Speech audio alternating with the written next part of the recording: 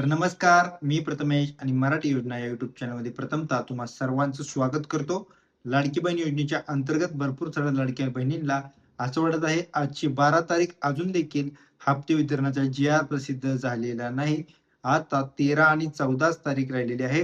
15 ऑगस्टच्या नंतर लाडक्या बहिणींना खुश खबर येणार आहे.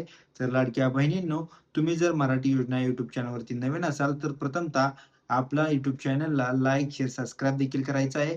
आणि खात्रीशीर माहिती देणं हाच आपला हेतू आहे. तर महाराष्ट्रातील लाडक्या बहीण योजनेच्या अंतर्गत लाडक्या बहिणींना जुलै आणि ऑगस्ट जो हप्ते वितरण आहे, म्हणजे उद्या 14 तारीख आणि परवा 15 तारीख येणार आहे. तर ह्या 2 दिवसांमध्ये जर हा हप्ते वितरणाचा जी-आर प्रसिद्ध झाला नाहीये, तर लाडक्या बहिणींच्या खात्यावरती एकूण 2 हप्ते येण्याची शक्यता जास्त वर्तवण्यात येणार आहे. म्हणजे आता 15 तारखेनंतर जर जी-आर प्रसिद्ध झाला, तर मागच्या 2025 मध्ये देखील असं झालं होतं. मुख्यमंत्री माझ्या लाडक्या बहिणीला एकत्र 2 लाभ देण्यात आले होते.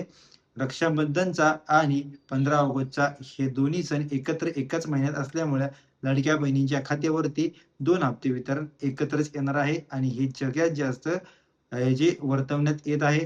तर लाडक्या बहिणींनो, मी तुम्हाला एकच सांगतो, उद्या 2 दिवसामध्ये जर हप्ते वितरणसह जी-आर देखील प्रसिद्ध नाही झाला, तर लाडक्या बहिणींच्या खात्यावरती एकूण ₹3000 इतका लाभ येणार आहे.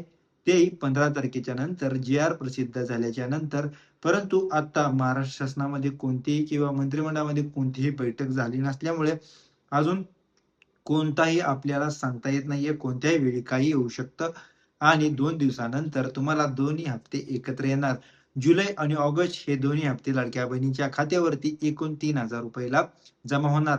लाडक्या बहिणींसाठी रक्षाबंधन म्हणून लाडक्या भावांकडून म्हणजे मुख्यमंत्री देवेंद्र फडणवीस यांच्याकडून 2 हप्ते एकत्र येणार. धन्यवाद.